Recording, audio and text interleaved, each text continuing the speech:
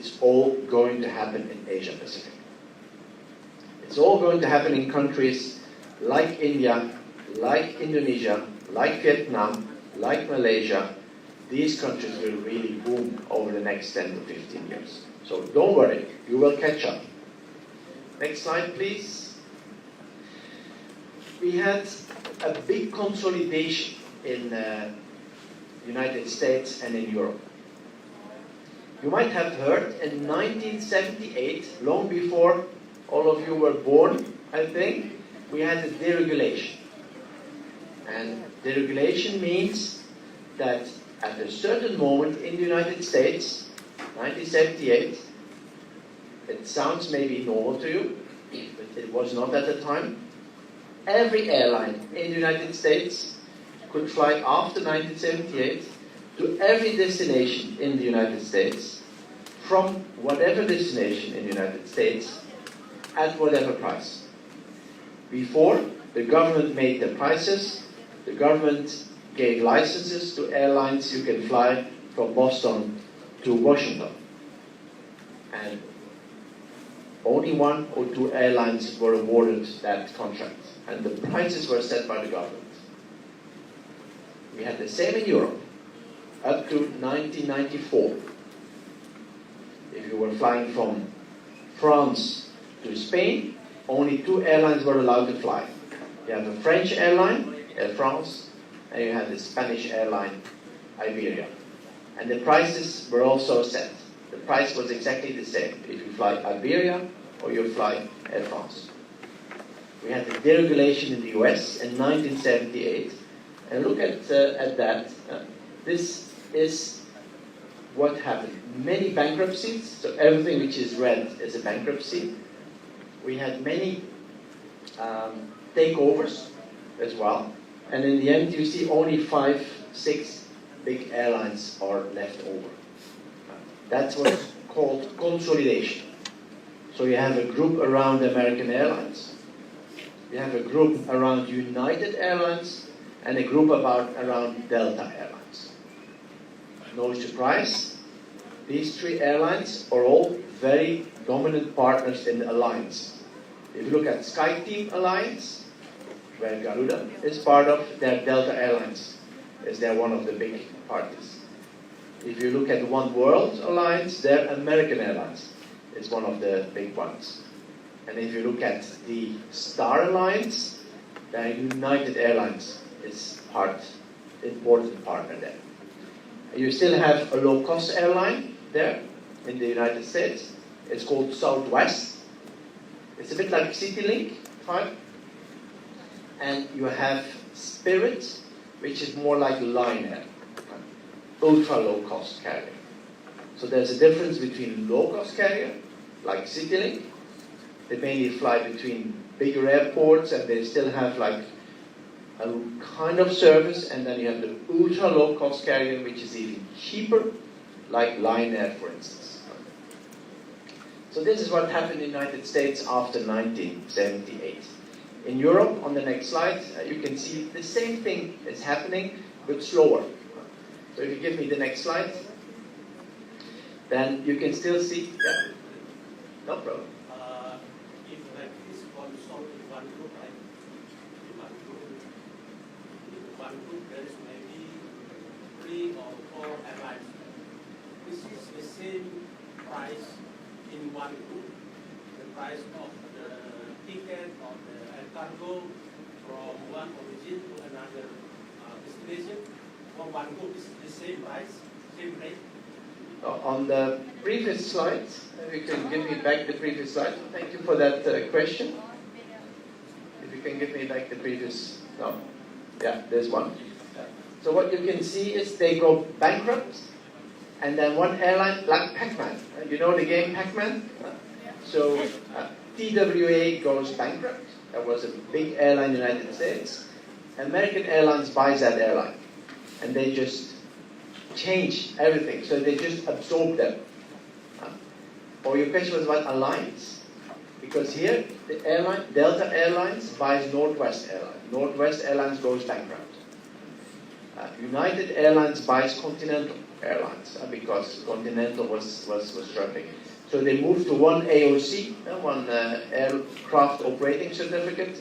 They just have one code, and they just become one airline. So the price, of course, in that one airline is exactly the same. If you look at the alliance, there, of course, there's still competition. If you look at Lufthansa, they are in the alliance, Star Alliance.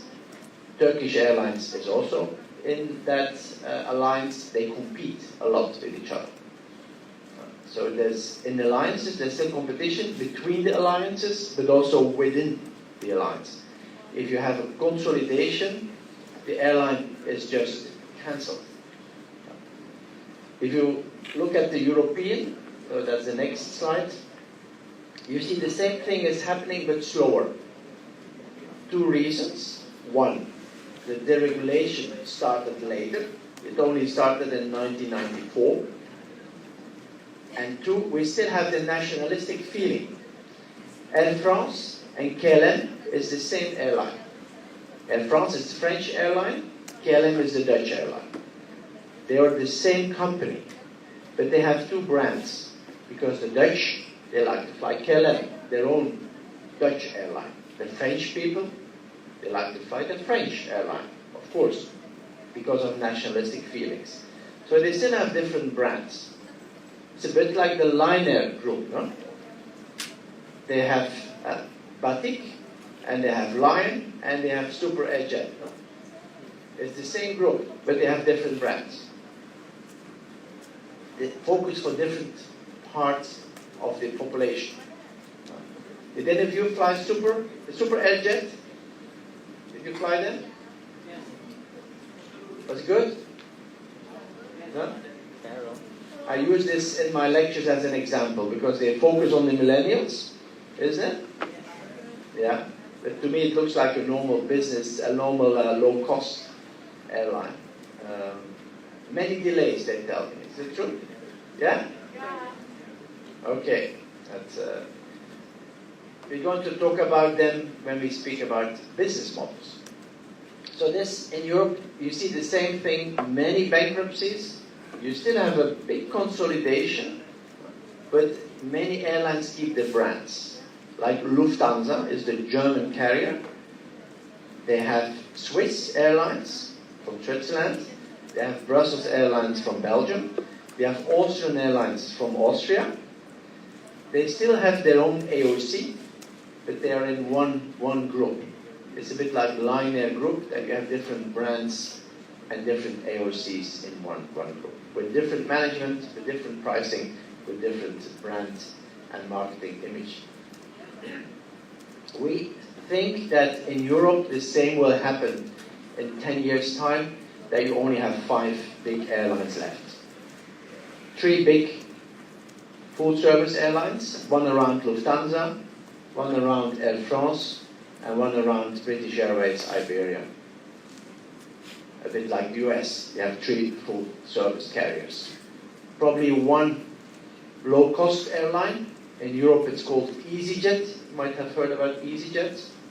And probably one ultra-low-cost carrier around Ryanair. We expect the same thing going to happen in Asia, maybe in 10, 15 years, when we have the deregulation within ASEAN, if that's going to work. Then you will see probably many bankruptcies. Garuda Indonesia will become bankrupt. Malaysia Airlines will become bankrupt. Many other airlines will become bankrupt because they have no reason for survival. They're too small to survive. And you probably have 3, 4, 5 big airlines surviving, full service, and then maybe 2 or 3 low-cost airlines. That's what is predicted in Asia Pacific, with probably in China and India 2 different dynamics. But we see how ASEAN will develop. You probably know more about it than me, but it looks like ASEAN will be the future for Asia to raise the economic growth and prosperity in Asia. But step by step, I know it's very complicated, it's a very tough process, but I'm sure Asia will get there in 10, 15 years time. And the moment you have deregulation, then you will see the prices will drop. You will see big growth, even bigger than now, but you also see many bankruptcies and many merger and acquisition. For the moment, an Indonesian airline is not allowed to fly from Malaysia to Singapore. It must be a Malaysian airline or a Singapore airline. In Europe, a Spanish airline can fly from Sweden to France, like Ryanair is doing. It's an Irish airline, but they fly between two countries in Europe. In the United States, of course, a US airline can fly from whatever place, whatever state to another state. ASEAN will probably become the same in 10 to 15 years' time, and then you will see the same picture. I love Garuda Indonesia, but they will not survive. Who thinks Garuda will survive? Good, you're positive. Why do you think? Because the government support the finance of the Garuda, so hopefully, I guess they will survive in the next couple of years, I guess. I hope they will survive as well, but if you count only on the government, that was how it was in Europe before. The countries were protecting their own airline and giving them money, but at a certain moment, you say it's game over. It doesn't work anymore, and the government pulls the plug. There has been studies, and you really need to have a few hundred aircraft to achieve enough economies of scale and economies of density. But that's for this afternoon. So that's the landscape in Europe. On the next slide, just to give you an idea about where is it happening. And if you look at the RPK is revenue passenger kilometer. You might know that term from your other lectures. So if you fly 1,000 kilometers with 100 passengers, you produce 100,000 revenue passenger kilometer. So if you look at the revenue passenger kilometers, then you can see that the European, the Asian, and the US domestic market, US market is a very, very big one. They're very important. Another important market is intra-Asia. And last but not least, very important is the traffic between Europe and the United States, and the traffic between Asia and Europe, and Asia and the United States. And what is strange is that you can see it's a really northern hemisphere. It's a northern hemisphere, not a southern hemisphere. Most of the flights, most of the activity happens on the northern hemisphere, not on the southern hemisphere. So if you look at the Africa, South America, and Australia, New Zealand, it's only a few percentages. So most of the traffic is northern hemisphere. On the next slide, you can see the same for cargo. If you give me the next slide. This looks at cargo ton kilometer, the same as revenue passenger kilometer. If you fly 100 tons for 1,000 kilometers, you have produced 100,000 cargo ton kilometers. And it's an output indicator that shows how important certain routes are. And you see exactly the same. It's again a very northern hemisphere business. But what is strange, you saw Europe, very important for passengers, not for cargo. In Europe, we truck a lot. We don't fly cargo around. It's very easy if you go from Sweden all the way to Spain. In 2 days, you can drive with your truck from Sweden to Spain. All up north to all south. In 2 days, you can go from Belgium or from London to Poland on the other side. So there's no use in flying cargo. The second thing which is different to passengers, the Asia Pacific is much more important, especially China and Korea and Japan. They export a lot to Europe, to the United States. So you can see there, about 20% from Asia is exported in total. So very important route. And if you go back to the previous slide, if you want, see here, between Asia and Europe, it's 9.9. Between Asia and United States, it's 7.1% of the total traffic. So remember, 9.9 and 7.1. This is for passengers. On the next slide, you can see it for cargo. And there you can see 20.8 and 22.4. Much more. This means on these routes, the passenger flights are not enough.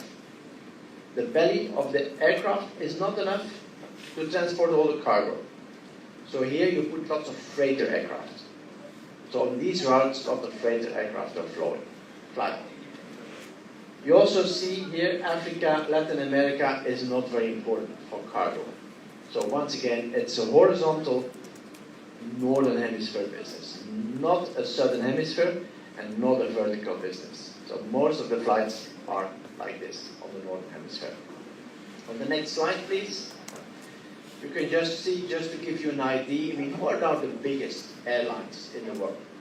And no surprise, if you look at domestic, you will see most of them are American Airlines, US Airlines. Domestic is the middle part. If you look in total, you can see again the top three. This is 2019. Is also Delta, United, and American Airlines. But number 4 is Emirates. Emirates is a very big airline if you look at revenue passenger kilometer. Then you have a Chinese airline, number 5. Number 6 is the low-cost airline in the United States. Then you have another Chinese airline, and number 7, and number 8 is Ryanair. And then China again. If you go down, the first real Asian airline, if you exclude China, number 16 is Cathay Pacific, and number 19 is Singapore Airlines. So here you can see Asia Pacific does not have, apart from China, big airlines if you compare it to Europe and the United States, especially not compared to the United States. So the airlines in Asia are still quite small compared to their peers in the rest of the world. And if you go down the list, you see 19 is Singapore Airlines. You go down, down, down, you see 22 is All Nippon Airways. And then you go down, Qantas from Australia, number 24. Then I have Hainan, again, a Chinese airline. So the top 25 list is dominated by US airlines and by European airlines. And only a few Asian airlines are in there, apart from Chinese airlines. The next slide, you can see the same for cargo. And there, no surprise that the top 1 and 3 are the integrators, FedEx, UPS. You might have heard about them. They're very important for domestic cargo in the United States, but also have an extensive international network. And then Qatar is number 2. And if you make the list there, you can see a bit more Asian airlines, especially from Korea, from Japan. Originally they were export-driven, so they have quite some freighters in their fleet, and this means that the cargo ton kilometers, the output is also quite high. That gives you an idea about the top airlines. On the next slide, you can. I love this graph. It's a little bit old, unfortunately, but I absolutely love this graph. And why do I love it so much? Because it really shows 2 things. On the x-axis here, you can see the share in the total world traffic. So the more to the right, the bigger that market is. On the y-axis, you see the growth of the market. So the higher you are, the bigger the growth is. So no surprise, if you look at domestic United States, it's a very big market. It's the biggest market in the world. You can see they have almost 15% of all the flights, revenue passenger kilometer, are performed in the United States. But the growth is quite low, only a few percentage per year.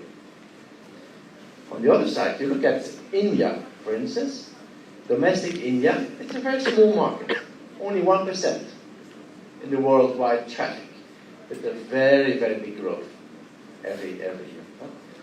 Indonesia, I put it somewhere. Is it not here? I think I put it here. It should be here somewhere in the middle. I can't see it here.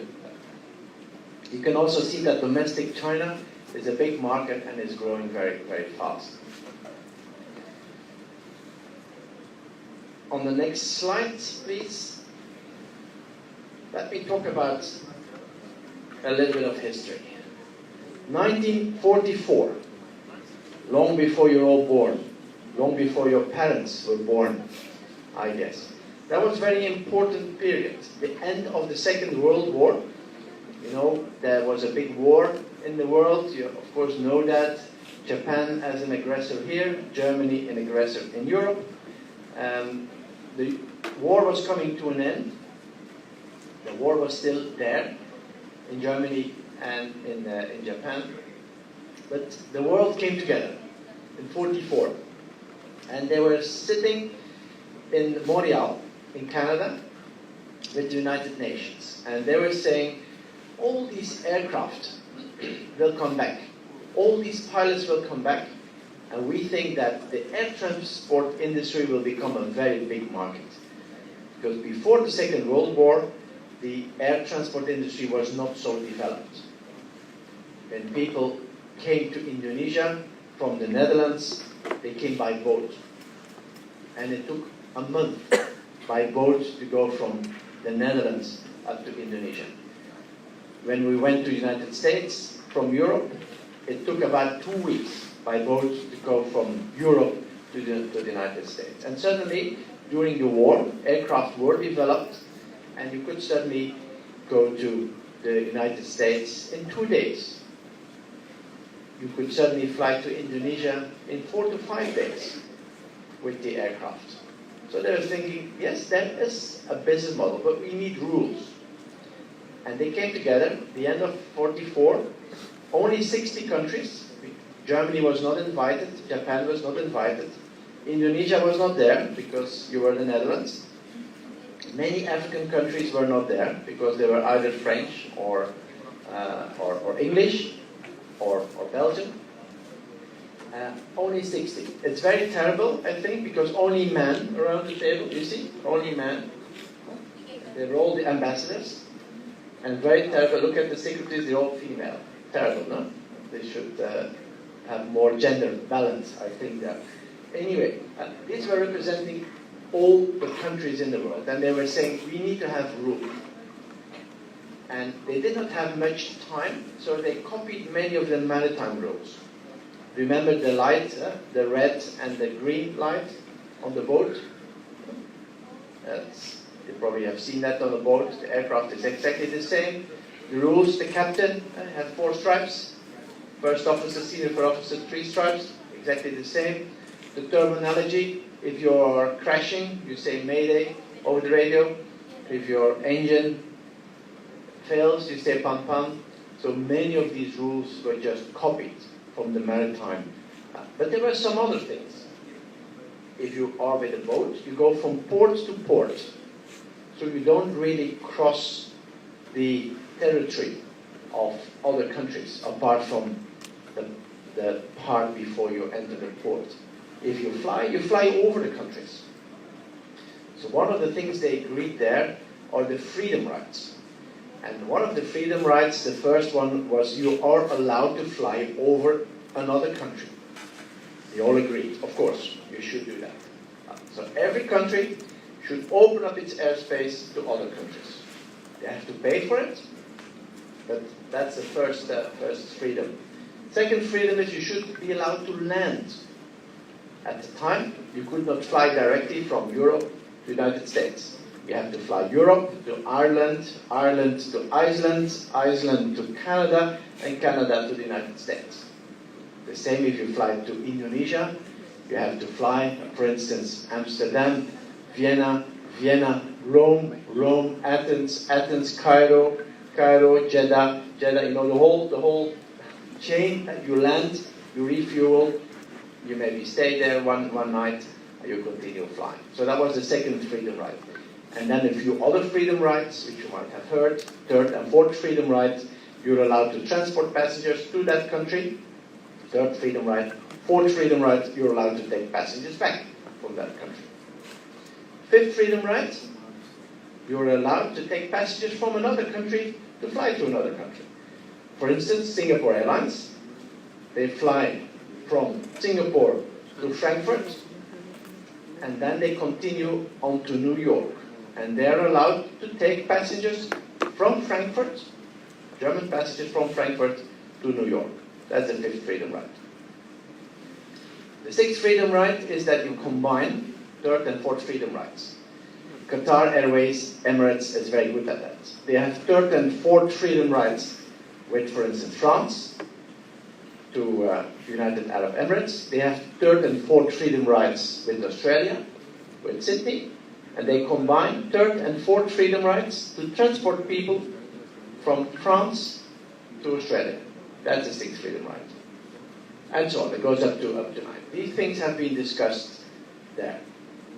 They also said that we will set up a body, ICAO.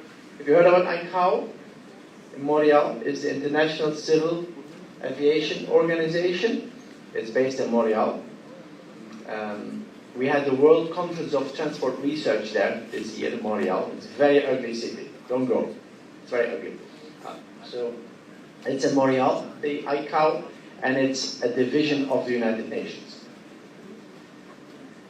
They also said that every country should have its own civil aviation authority that is in charge of making sure that the airports, the airlines adhere to the rules which are set by the ICAO. And every year there's a conference, all the civil aviation organizations, they come together in Montreal and then discuss. So the Indonesian Civil Aviation Organization goes to Montreal, the Belgian, the French, the British, you name it, they all come to Montreal and they discuss certain things. They agree on something and then they go back to their country and they implement it. This means that the airports, if you are landing in Jakarta or Singapore or Washington or Kinshasa in Africa or Cairo or Tokyo, the airports look exactly the same as far as signals are concerned, ILS landing systems, the notification on the runway, it looks exactly the same. The same with the safety and all the security. They just follow up exactly the same rules. And it works very well. If you look at the safety, for instance, for the moment, and the security, it's very good. So ICAO is a very good organization. There's actually something funny there. One of the things which has been agreed at the time, you know the registration plates for the aircraft. There was a problem with the boats at the time, because the boats, the ships, don't have a registration number, as you might know. They just have a name, and they have a country number. They said for the aircraft, we're not going to do that. We will have a registration number on there. And that every country got awarded a letter or a code. Like Canada, they got a C. And then you have a number next to it. You know the code for Indonesia? You know the code? No? PK. Never seen it? The registration, PK? Yeah. So that PK means the aircraft is registered in Indonesia. And then the Indonesian Civil Aviation Organization can give 3 to 4 numbers, or letters in this case, after that PK. And that's a unique, it's like a number plate. From a car, it's a number plate for an aircraft. That has been agreed there, that it should be like this. But they were fighting a lot for the codes, because China wanted the C. But Canada, because Canada was the host in Montreal, they got the C. Then France got the F. Okay, Great Britain got the G. Okay, that's fine. But we had a big discussion because the Belgium wanted the B. But China was very angry that they didn't get the C, because Canada got the C. So China got the B. And the Belgian government was so angry, so he went to the toilet. And during the time he went to the toilet, they awarded 00 to Belgium. You might not think this is funny because the O looks like a 0. And in French, they say double zero, means 2 times 0. If you're double zero, you're not good. So the Belgian had OO, the 00. So if you have a Belgian aircraft, you see OO. That was awarded because the Belgian governor, the Belgian ambassador, was to the toilet and they gave him this. And then it couldn't come back. There's another story. You know, the Dutch code. The Dutch, they have PH. The code is PH, which is strange, because they wanted first the H and the N, but they didn't get it. They got PH. But during the independence discussions, there were some Dutch aircraft here. They had PH. And Indonesia seized these aircraft. And at that moment, they tried to get the code. And then they asked the code which was easy to change. So they changed the H in the K, because it's easy to paint the H into the K. And that's why Indonesia got the K instead of the H, because it's from the Dutch that you got it from there. So anyway, that was the thing which was discussed there. On the next slide, you can see a few other things which have been discussed. If you give me the next slide, please. Thank you. One of the things was, I'm not going to over it, we discussed about the freedom in the airs. Very important there is they said there are two different worlds. You have the civil world and you have the military world. The ICAO only looks at the civil world. This means that the safety regulations, the pilot qualifications, the aircraft manufacturer regulations, that's the civil. The same with the corridors, the roads in the air, that's civil. And apart from that, you have a military. But the ICAO have nothing to say over the military. That's why all of the countries have two divisions. You have a civil division, you have a military division. They have different air traffic control, they have different regulations, they have different roads in the air, completely different. If you look in Europe and the United States, it's 50-50. 50% civil, 50% military in the airspace.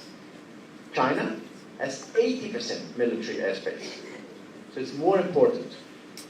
Indonesia, I don't know. Maybe someone knows here. But you look more to Asia Pacific, normally the percentage of military airspace is much bigger than the percentage of civil airspace.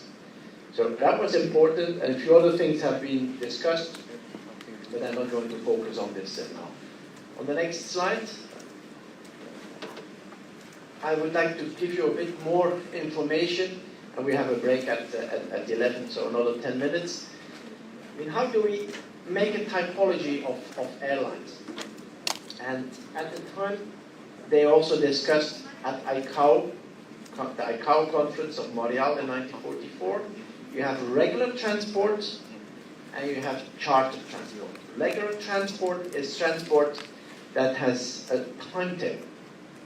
Every Monday at 9 o'clock, you fly between New York and Los Angeles for the whole year, or at least for one season. It has a certain regularity. Most of the airlines you know are regular airlines. You also have charter. Charter has a different regulation. Charter, airline, or a charter, is ad hoc. You certainly need a flight between these two countries. This is not subject to the normal air standard agreements. You can just apply for that route and you might get it. Like a football team, who certainly has to fly from one airport to another one, that's a charter. The same with general aviation. General aviation is also a kind of charter because small aircraft, either business jets or hobby flights, to fly around from one airport to another one. And if you look at the regular flights, if you look nowadays on the business models, you have the typical legacy carriers, like Garuda Indonesia, like Singapore Airlines. You have the low-cost airlines, like Lion Air, like Scoot. You have the leisure airlines. It's a very typical European and American way. There's airlines which only focus on leisure travel. You don't have it here in Indonesia. And you have regional airlines, or typical small airlines, which fly between islands, for instance, or they fly with a turboprop, like Lion Air Wings, for instance. You know, Wings, I think it's called. It's a regional airline, but I'm sure you have other examples as well. So this is typical typology for passengers. On the next slide, you can see for cargo. During the cargo session, we will discuss a little bit more about it, but half of the cargo is transported on board of passenger airlines, in the belly of a passenger aircraft. You also have freighter aircraft. You have airlines who have only freighters. For instance, Nippon Cargo Airlines. That's an airline that only has freighters. But you also have passenger airlines like Qatar. They have passenger aircraft. They transport cargo on board of the passenger aircraft. But they also have freighter aircraft, where they transport freight into these freighter aircraft. And these airlines we call combination airlines, because they combine passengers with cargo, either on board of a passenger aircraft, or sometimes they even have freighter aircraft. And you also have integrators. That's a special business model, like UPS, like FedEx, like SF Express. They transport goods not only between airports, but they pick it up from your door and they deliver it at the end destination customs clear. They do not only do the airport-to-airport part, they do the part before and the part after. Domestically, but also international, which includes customs clearance and so on and so on. So these are the different business models, but during the cargo lecture, we're going to talk about it a bit more. On the next slide, you can see, for instance, some examples which I just gave you. To the right, you see Swiss. This is a 777 from Swiss. They transport passengers on board of the aircraft, of course, and they have in the belly, you can see, we can put cargo in there. Or you have freighter aircraft, like on the left you see a very big Antonov aircraft. It's a Russian airline, made originally for military use, but it's also for civil use, and you can almost put a truck in there, as you can see. So on the next slide, just to give you an idea, remember one of the first slides I gave you an overview about the air value chain. I mean, who actually is contributing to that value chain. And you can see there are many, many actors. And this is so special in our industry. You do not only have airlines and airports, but you have many players around it. If you look at the mobile phone industry, for instance, you look at the building industry, there's much more consolidated in one company. Here, you see that so many players are involved. You have airlines, of course, you have airports, of course, but you also have air navigation suppliers, the one who is in charge of the roads in the air. You have ground handling companies being in charge of the check-in if the airline doesn't do it themselves, or the luggage handling on board to bring the luggage on board of the aircraft. You have catering companies in there. You have airport shops who operate at the airports.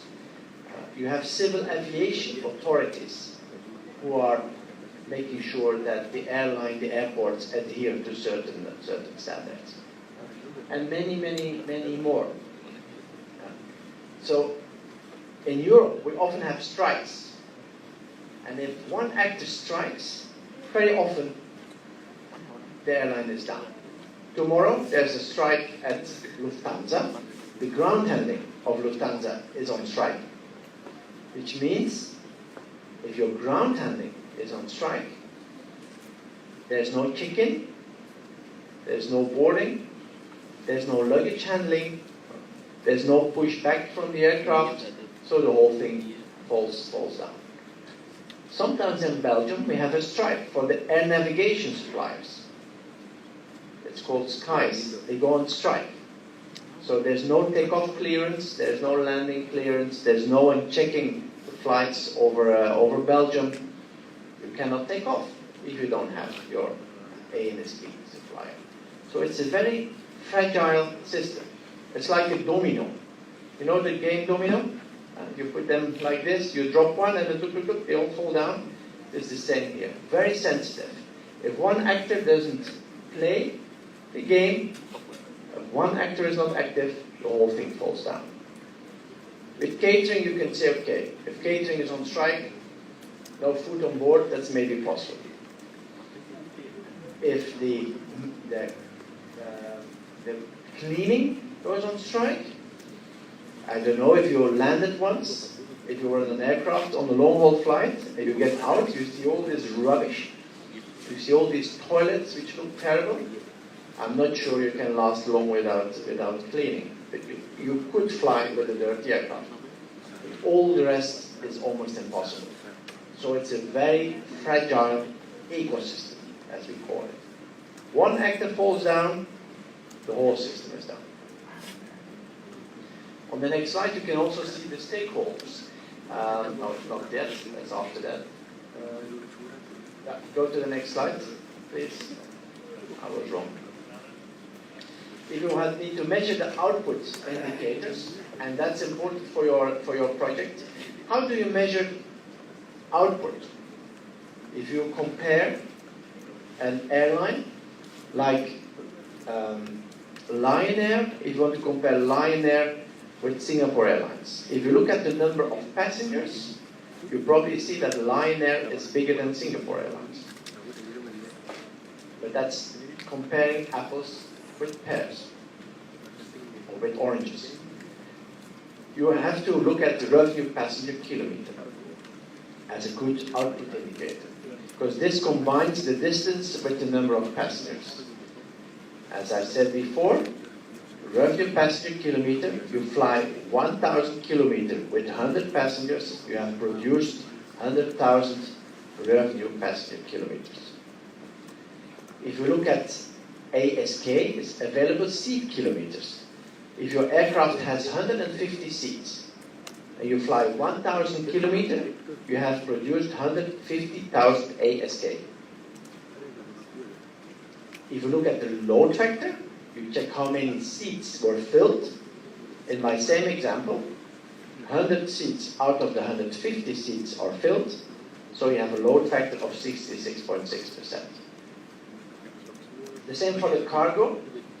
If you have 30 tons of cargo available on your aircraft, you fly 1,000 kilometers, you have produced 30,000 ATK.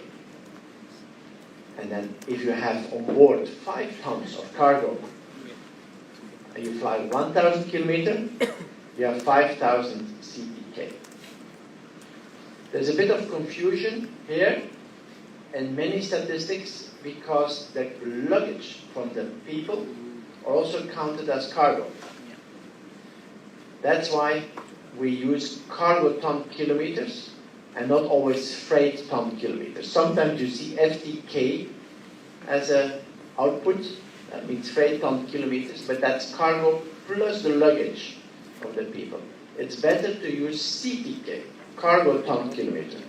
That only takes into account the cargo and the freight that is paid for and the mail. It doesn't include the suitcase. So we basically look at CTK, cargo ton kilometer. On the next slide, we just see an example, and after this we're going to have a break. You look at the load factor. I mean, how well are your aircraft filled? And this example is from Ryanair, for instance. So you can see in 2019 from IATA, on average 81.9% of the seats were full. If you look at cargo, only 49.3%. 81.9 is quite high, because when I was working at British Airways, I started my career in London at British Airways as a managing trainee. Load factor was 60% at the time. And you know, if you work for an airline, you can fly almost for free with standby.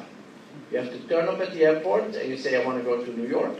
Then they say, 15 minutes before you leave, they can say, yes, you can get on board. At the time, in the 90s, no problem at all. You can always get on board of the aircraft. Now, almost every flight you fly is full. I flew with Austrian Airlines to Bangkok and with Thai to here, the flight's easy, which is good for the profitability of the airline. If you look at the weight load factor, that's how full is the cargo, it's low. Why is that?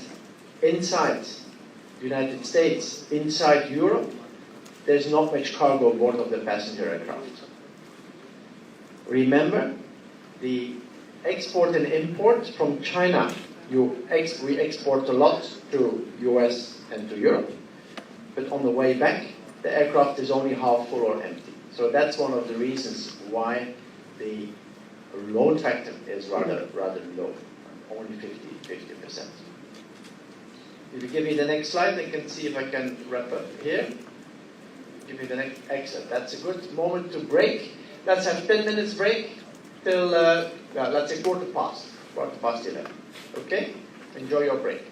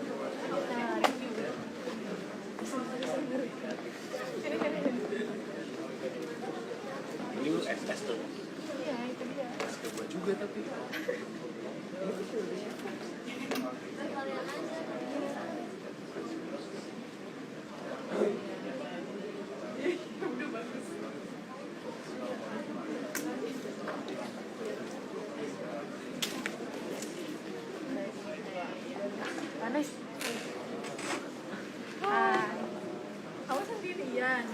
Ada temen yang emang di kelas nggak ada yang ngasih tahu? Ada. Tadi juga kita ikut tahu, tapi nggak jadi. Oh iya? Iya. Sama Helena, tapi dia juga nggak jadi. Kok Jovanto nggak ikut sih? Kayaknya dia ngurusin ini deh. Apa? Matkap Elka gitu-gitu. Oh. Dia ikut GPS ya? Enggak, dia Mas Trans. Oh.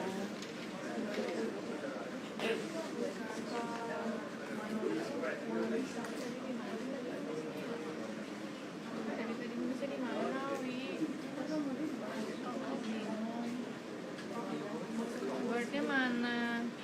Ibu tuh bingung kalau pakai laptopnya Badi.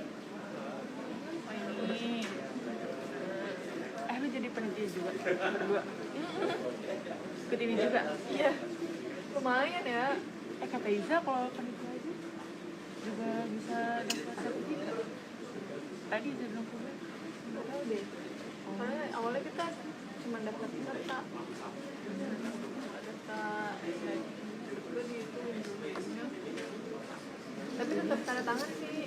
Tadi Bapak ya, Iqbal suruh tanda Regis. tangan buat itu katanya. Apa namanya? Sertifikasi.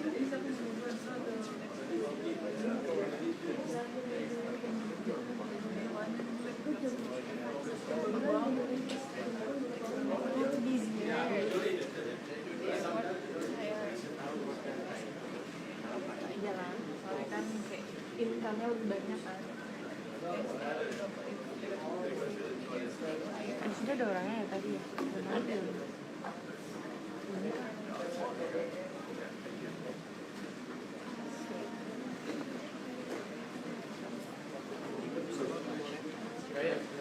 I work before in Ananda.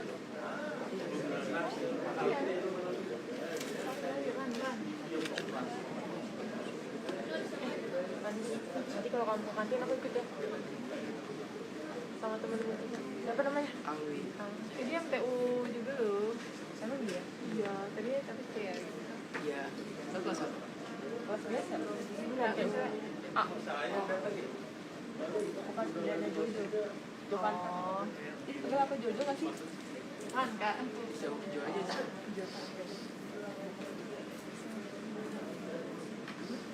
You know, it's not all money. They want to connect the country and the rest of the world. That's why we need this area to market. Kenapa kalau nggak terlalu berperan?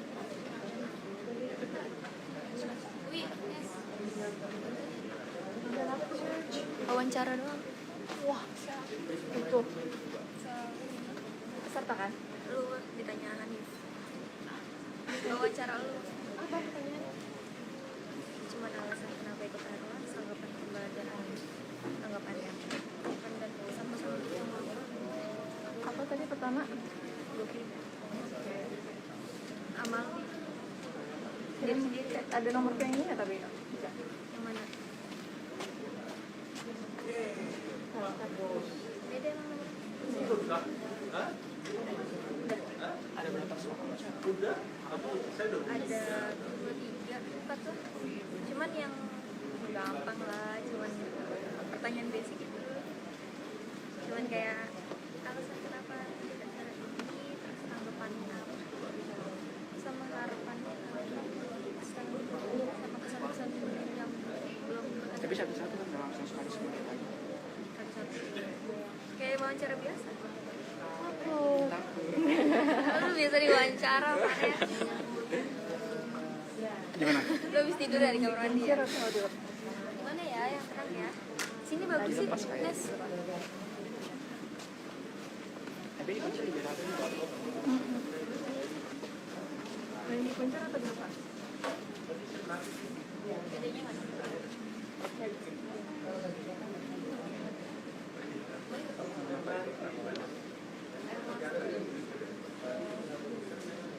Harusnya gue ya ikutan ya? Promo. Karena itu aja disebutin dari Oh iya.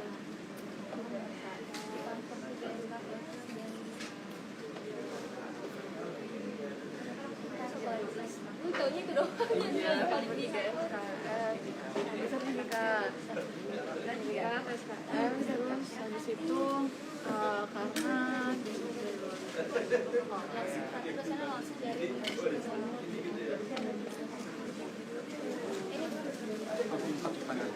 tiga kan? 4 sih, jatuhnya kan ada. Dan kan pesan-pesan opsional sih, cuma buat ngajak dia. Cuman lain lagi sebenarnya. Itu langsung mana yang Harapan dan pesan-pesan buat orang. Iya, harapan dan harapan apa? Harapan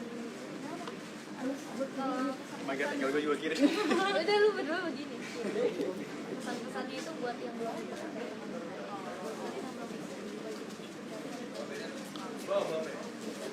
ini bisa kok digantikan karena Pertanyaan kan? iya sama juga lagi. Kamu kalau delta nggak diatur sini aja guys. Tidak boleh. Sekalian Ntar gue transfer.